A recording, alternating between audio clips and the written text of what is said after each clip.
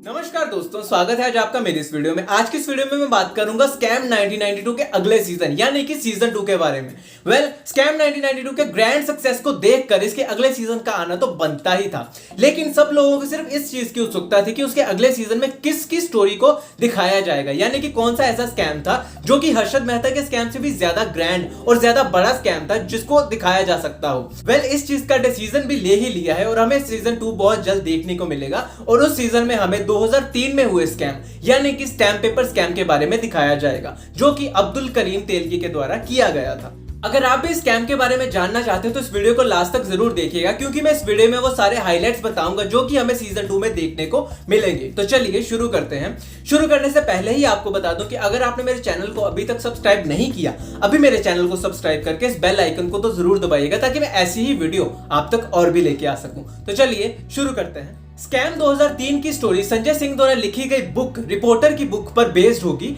संजय सिंह वही हैं जिन्होंने इस स्कैम का पर्दाफाश किया था। तो इस कहानी की शुरुआत होती है अब्दुल करीम तेलगी से। अब्दुल करीम तेलगी हमारी ही तरह एक साधारण सी फैमिली से बिलोंग करते थे, जिनके पिताजी इंडियन रेलवेज में एज ए एम्प्लॉय थे। उनके पिताजी की अर्ली एज में ही डेथ हो गई, जिसके कारण पूरे घर का खर्च चलाने के लिए वो और उनके भाई वेजिटेबल्स या फिर फ्रूट वगैरह बेचने लग पड़े थे और इसी पैसों से उन्होंने अपनी पढ़ाई भी पूरी की। बीकॉम कंप्लीट करने के बाद उन्होंने मुंबई का रास्ता चुना और वहां पे जाके उन्होंने जॉब वगैरह स्टार्ट की, लेकिन उनकी परफॉर्मेंस में बहुत ज्यादा इश्यू होने के कारण उनको वहां भी बहुत ज्यादा रिजेक्शन झेलने को मिली।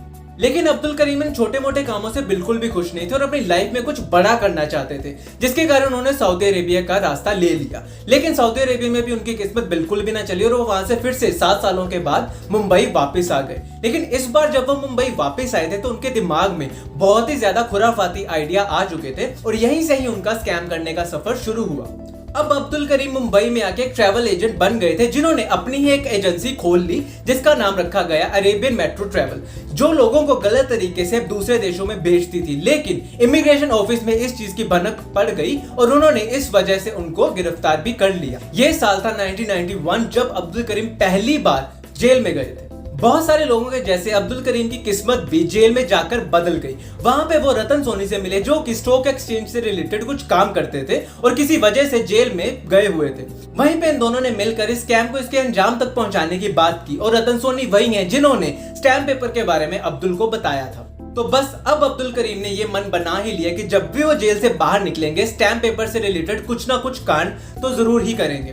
तो 1994 की बात है कि जब वो जेल से बाहर निकले और बाहर निकलने के तुरंत ही बाद उन्होंने स्टैम्प वेंडिंग लाइसेंस ले लिया। तो इसी तरीके से उसने गवर्नमेंट से लाइसेंस लेकर मुंबई में स्टैम्प बेचने का काम शुरू कर दिया। अब मैं आपको बताऊंगा कि अब्दुल करीम इस काम को अंजाम कैसे देते थे। तो Abdul Karim India security press Nashik से कुछ ऐसे स्टैम्प्स होलसेल रेट पर खरीद लिया करते थे जिनको वो बाद में रिटेलर को बेच दिया करते थे। लेकिन अब्दुल करीम ने इस काम में फोर्जरी करना शुरू कर दिया, यानी कि उन्होंने इस काम में हेराफेरी करनी शुरू कर दी। जनरली क्या होता है कि इंडियन सिक्योरिटी प्रेस वाले जब भी उनकी कोई मशीन खराब हो जाती है तो उसको वो बेचने पे लगा देते हैं और उसको इस ऐसी कंडीशन में बेचते हैं कि ताकि उसके बाद उसको कोई यूज ना कर सके और उससे कोई भी स्टैम्प तैयार ना की जा सके। लेकिन अब्दुल करीम के केस में क्या हुआ कि उन्होंने कुछ ऐसे ऑफिशियल्स को खरीद लिया जिससे उन्होंने वो मशीन हासिल कर ली और उसके बदले में उन्होंने उनको कुछ रिश्वत भी दे दी। अब इससे क्या हुआ, स्टैम्प पेपर बनाने के लिए जो मशीन यूज की जाती है वो तो उनके पास आ ही गई थी और उसके अलावा पेपर और जो इंक उस पर यूज की जाती थी वो भी उनके पास रेगुलर सप्लाई में आ जाती थी, जिसके कारण उन्होंने बहुत सारे ऐसे ऑफिशियल्स को खरीद लिया था जो कि उनको ये सब चीजें प्रोवाइड कर देते थे। और वो इस तरह से फेक स्टैम्प बनाते थे कि अगर आप उनको ओरिजिनल स्टैम्प से भी कंपेयर करोगे तो बिल्कुल भी फर्क नहीं कर पाओगे। उसने ये बिजनेस बड़े पैमाने पे करना शुरू कर दिया और लगभग 350 के अराउंड एजेंट भी रख लिए। लेकिन उसको अभी भी बहुत बड़ी एक दिक्कत आ रही थी कि वो मार्केट से जो कि ओरिजिनल स्टैम्प पेपर थी उनकी कमी करना चाहता था ताकि उसका अपना बिजनेस बहुत ज्यादा बढ़ सके। अब वो ये चीज सिर्फ एक तरीके से कर सकता था जो कि उसने अप्लाई भी की।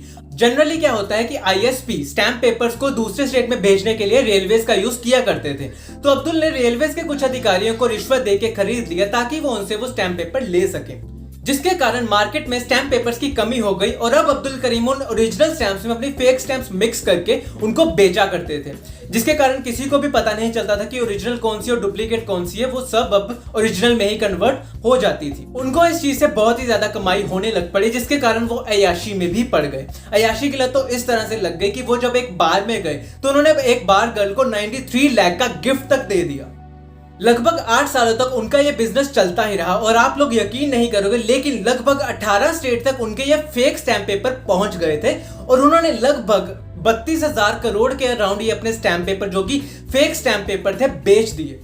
फिर 2002 में कुछ ऐसा हुआ जो कि अब्दुल करीम तेलगी शायद कभी एक्सपेक्ट नहीं कर रहे थे कि उनके दो ऐसे आदमी जो कि वैन में फेक स्टैम्प पेपर्स लेके जा रहे थे, लेकिन शायद बेंगलुरु पुलिस को इस चीज की भनक पड़ गई और उन्होंने उन दोनों को पकड़ लिया। अब अगर कोई एक पकड़ा जाता है तो उसके साथ जितने भी जुड़े होते हैं ऑटोमेटिकली पकड़े ही जाते हैं। तो ऐसा ही कुछ हुआ अब्दुल करीम तेलगी के साथ भी कि पुलिस ने उनको 2003 में अजमेर राजस्थान से पकड़ लिया। बहुत ही ज्यादा इन्वेस्टिगेशन करने के बाद भी पुलिस के हाथ में कुछ नहीं आया, क्योंकि अब्दुल करीम अपना मुंह ही नहीं खोल रहे थे। वो सिर्फ यही चीज कह रहे थे कि वो तो सिर्फ इसमें छोटी सी कड़ी है, इसका असली खिलाड़ी तो कोई और है। इवन कि उनका नार्को टेस्ट भी हुआ, लेकिन इस चीज में उनकी चुप्पी बिल्कुल भी ना खुली। और ये स्कैम असल में कितने करोड़ का था इसका तो बस अंदाजा ही लगाया जा रहा है, क्योंकि इसकी असली रकम किसी को भी नहीं पता। इसके अंदाजा अगर बात करें तो 32,000 करोड़ के अराउंड ये स्कैम बताया जा रहा है, जो कि सिर्फ एक अंदाजा है। वहीं उनको 2006 में 30 साल की सजा भी हो गई, उनको 202 करोड़ का फाइन भी लग गया। ये one of the highest fine माना जाता है आज तक। उसके बाद उनकी सजा 30 साल से कम करके सिर्फ 13 साल ही कर दी गई और एंड में 2017 में उन्होंने जेल में ही दम तोड़ दिया। जिस तरह से हर्षद मेहता ने भी जेल में अपनी सजा काटते काटते दम तोड़ दिया था, उसी तरह से अब्दुल करीम तेलगी ने भी जेल में सजा काटते काटते अपना दम तोड़ दिया था। और इसी के साथ अब्दुल करीम तेलगी की डेथ के बाद ये केस भी वहीं पे बंद हो गया। तो ये थी अब्दुल करीम तेलगी की कहानी। आपको ये कहानी कैसी लगी और आप इस कहानी में किसको एज ए मेन लीड देखना चाहते हो, अपने कमेंट को कमेंट सेक्शन में जरूर बताइएगा। इसी के साथ आपको याद दिला दूं कि अगर आपने मेरे चैनल को अभी तक सब्सक्राइब नहीं किया तो अभी मेरे चैनल को सब्सक्राइब करके इस बेल आइकन को जरूर दबाइएगा, ताकि मैं ऐसी ही वीडियो आप तक और भी लेके आ सकूं। धन्यवाद।